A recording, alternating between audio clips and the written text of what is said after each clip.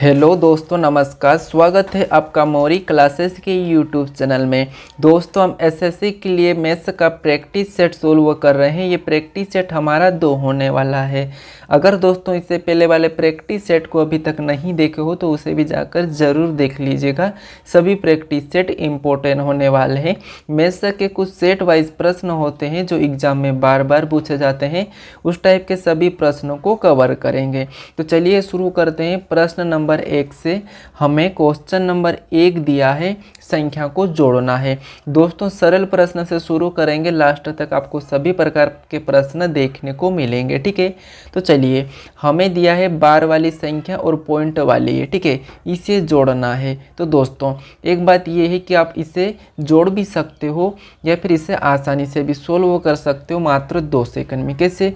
अगर संख्या के पीछे बार लगा है, ठीक है, यानी कि 2 संख्या पे बार लगा है, इसमें भी 2 संख्या पे बार लगा है, तो इसका मतलब ये है कि संख्या को जोड़ने पर 2 संख्या पे बार लगेगा।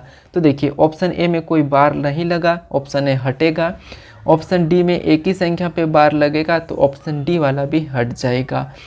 अब संख्या बार से पहले वाली 2 संख्या हमारे पास ऐसे ही बची है, जैसे यहाँ पर 34 बचा है और यहाँ पर 13 बचा है। तो इसका मतलब ये है कि 2 संख्या बार के पहले छूटेगी। तो देखिए 2 संख्या बार के पहले कहाँ छूट रही, तो इसमें छूट रही है। ठीक है, लेकिन यहाँ पर नहीं तो ऑप्शन सी हट जाएगा और ऐसे अपन आसानी से प्रश्नों को सोल्व कर सकते हैं। तो हमारा ऑप्शन बी सही होगा।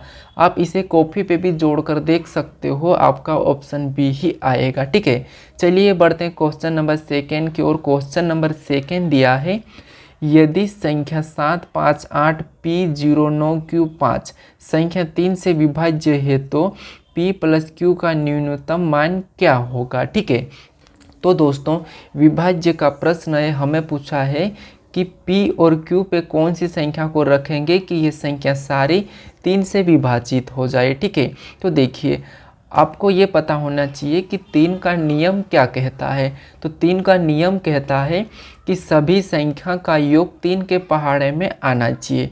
जैसे अब हम इस संख्या को जोड़ते हैं तो देखिए ये संख्या क्या है, 7 और 5 12, 12 8 20 और 20 और 0 के बाद और 20 जोड़ेंगे। ठीक है, तो 0 में 20 जोड़ेंगे तो 20, उसके बाद 9 जोड़ेंगे तो 29, 29 में वापस से 5 को जोड़ेंगे तो 34। ठीक है, यानी कि सभी संख्या को जोड़ने पर कितना हुआ, 34 हुआ। एक बार और जोड़ लीजिए, जैसे 7 5 12, 12 8 20, 20 और 0 20, 20 और 9 29, 29 5 34। सभी संख्या को जोड़ने पर हमारे पास कितना आया है, 34। अब देखिए अब 34 को देखेंगे तो 34 3 से नहीं कटेगी। ठीक है, तो हमें P और Q पे कौन सी संख्या को रखेंगे कि हमारे पास 34 संख्या कट जाएगी। चलिए, तो एक बात तो ये है, अगर 2 को रखते हैं, ठीक है, तो 2 को P की जगह रखेंगे और Q की जगह, और इसे प्लस करेंगे तो हमारे पास कितना हो जाएगा, 4। और 4 को इसे जोड़ लेंगे, 4 को इसमें, तो कितने हो जाएंगे, 38। लेकिन दोस्तों 38 यहाँ पर 3 से नहीं कटेगा, तो हम ऑप्शन बी को रखते हैं। देखिए अब ऑप्शन बी को रखेंगे तो 5 और 5 कितने हो जाएंगे, 10। यहाँ पर रखेंगे 5, यहाँ पर रखेंगे 5, इसे जोड़ लेंगे 10 और 10 को भी इसमें प्लस कर लेंगे तो कितने होते हैं, 44। लेकिन 44 भी 3 से नहीं कटता तो 5 को भी नहीं रख सकते हैं। ठीक है, तो अब क्या करें, हम ऑप्शन 4 को रखते हैं, ये वाला। देखिए ऑप्शन ए हटेगा, ऑप्शन बी हटेगा। ऑप्शन सी को रखेंगे, 4 को रखेंगे तो 4 और 4 इसे प्लस कर लेंगे तो 8 और इसमें 8 को जोड़ देंगे। ठीक है, इसमें 8 को जोड़ देंगे तो यहाँ पर कितने हो जाएंगे, 42। 34 और 8 कितने होते हैं, 42। अब देखिए 42 क्या है, ये 3 से कट जाएगा। ठीक है, कितने बार में, 14 बार में। तो इसका मतलब ये है कि P और Q के स्थान पर क्या आएगा, 4। तो 4 हमारे ऑप्शन सी में है, तो ऑप्शन सी वाला हमारा सही जवाब होगा, यानी कि P Q स्थान पे 4 आएगा। ठीक है, ये प्रश्न बहुत ही आसान था। चलिए बढ़ते क्वेश्चन नंबर 3 की ओर। अब हमें क्वेश्चन नंबर 3 दिया है, देखिए यहाँ पर सिंप्लीफाई का है। ठीक है, यानी कि जैसे 4 गुणे 12 प्लस 699, यानी कि सरलीकरण का क्वेश्चन है। ठीक है, तो देखिए हमें क्या करना है, सबसे पहले इसमें गुणा करना है। तो 12 चौक को होते हैं 48 और 48 में, ठीक है, 12 चौक कितने होते हैं, 48। तो मैं 48 लिखा हूँ और 48 में प्लस क्या कर देंगे, 699 के। ठीक है, जब 48 में 699 को जोड़ देंगे तो कितने हो जाएंगे 747। ठीक है, कितने हो जाएंगे 747। ये भी आसान प्रश्न था लेकिन ये एसएससी के एग्ज़ाम में आया हुआ है। ठीक, तो यहाँ पर हमारा ऑप्शन डी वाला सही होगा। ठीक है, कौन सा? Option D 747। चलिए 1 2 3 प्रश्न सभी सरल थे। अभी बढ़ते हम क्वेश्चन नंबर 4 पे। अब दोस्तों ये भी प्रश्न सरल है। आपको क्या करना है, यहाँ पर संख्या में दिया है 257 की पावर दी है यहाँ पर 45 और गुणे में दिया है 248 की पावर 74। ठीक है, तो इसमें इकाई अंक ज्ञात करिए, ये प्रश्न पूछा है। दोस्तों आप इसे सोल्व करके मुझे इसका इकाई अंक क्या होगा इसका कमेंट्स बॉक्स में बताएं। ठीक है, तो यहाँ पर इस प्रश्न का इकाई अंक क्या होगा ये मुझे क्या करोगे, आप कमेंट करके बताओगे। ठीक है, तो दोस्तों ज़रूर मुझे कमेंट्स करके बताना। और दोस्तों चैनल को सब्सक्राइब नहीं किया तो सब्सक्राइब ज़रूर कर लेना। चलिए बढ़ते हैं क्वेश्चन नंबर 5 पे, आप इसका जवाब दे दीजिएगा। ठीक है, चलिए तो अब क्वेश्चन नंबर 5 दिया है, यदि x y से 30% कम है तथा z x से 50% कम है तो z y से कितना प्रतिशत कम है, ये प्रश्न पूछा है। हालांकि मैं इससे पहले वाले प्रैक्टिस 1 में आपको करवा चुका हूँ प्रतिशत का, डबल प्रतिशत का। ठीक है, प्रैक्टिस सेट 1 में आपको करवाया था डबल प्रतिशत और सिंगल प्रतिशत दोनों के प्रश्नों को। ठीक है, लेकिन यहाँ पर भी प्रश्न आ चुका है तो हम यहाँ पर भी इसे सोल्व कर लेते हैं। जैसे अब हमें सबसे पहले दिया है 30% कम, तो कम का मतलब माइनस में बताया था तो -30। उसके बाद 50% कम, तो यहाँ पर भी -50 हो जाएगा। उसके बाद माइनस लगेगा और बटे में क्या हो जाएगा 100। देखिए एक तरफ 30 गुणे में 50, 2 ही प्रतिशत अपने पास, और प्रतिशत का मतलब होता है 100, तो 100 को नीचे लिखेंगे। ठीक है, अब इस संख्या को काटेंगे तो 0 से 0 और इस 0 से इस 0।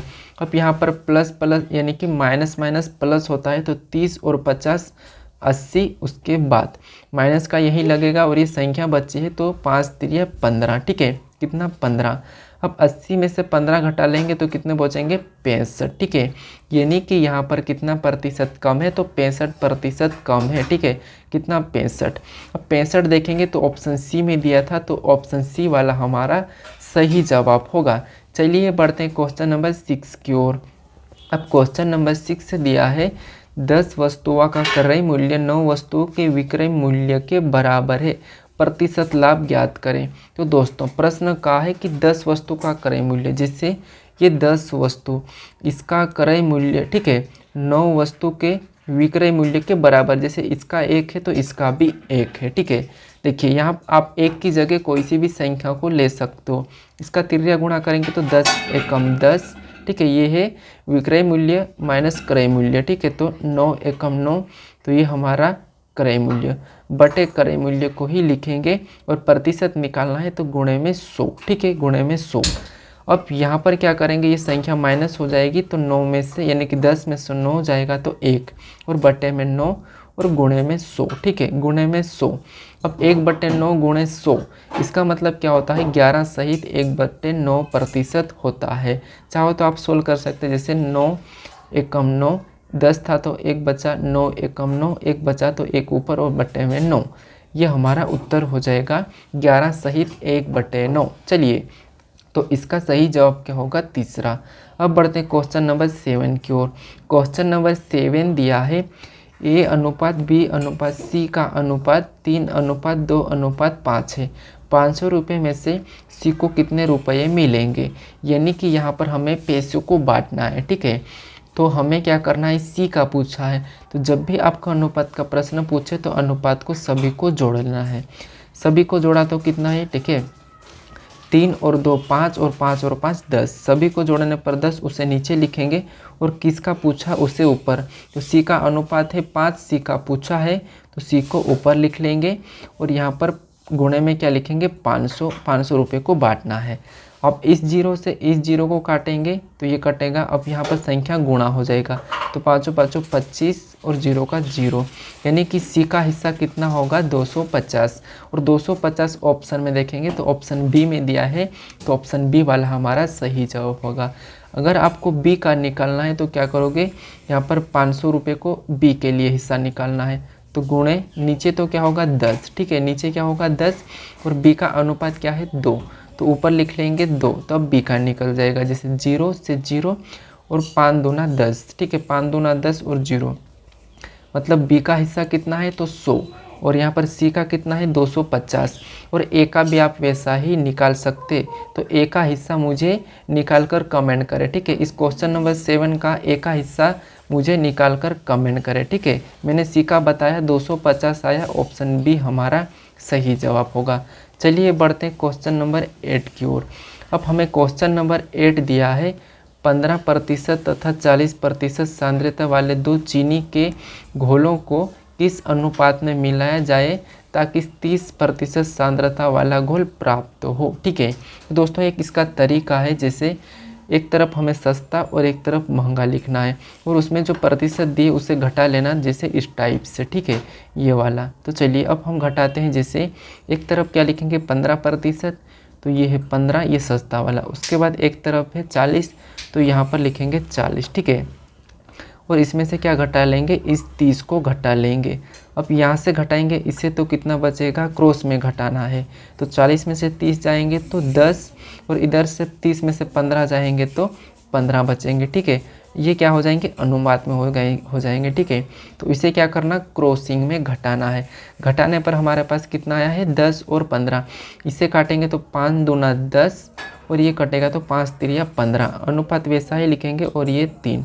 अब हमारे पास क्या निकला अनुपात, तो 2:3। ऑप्शन ए में दिया है तो ऑप्शन पहला वाला हमारा सही जवाब होगा। चलिए दोस्तों आज के लिए इतना ही। अगर दोस्तों आपको वीडियो कैसा लगा, मुझे मैथ्स का पार्ट दूसरा कैसा लगा ये मुझे कमेंट्स करके बताना है, ठीक है। तो चलिए मिलते हम नेक्स्ट वीडियो में, तब तक बाय।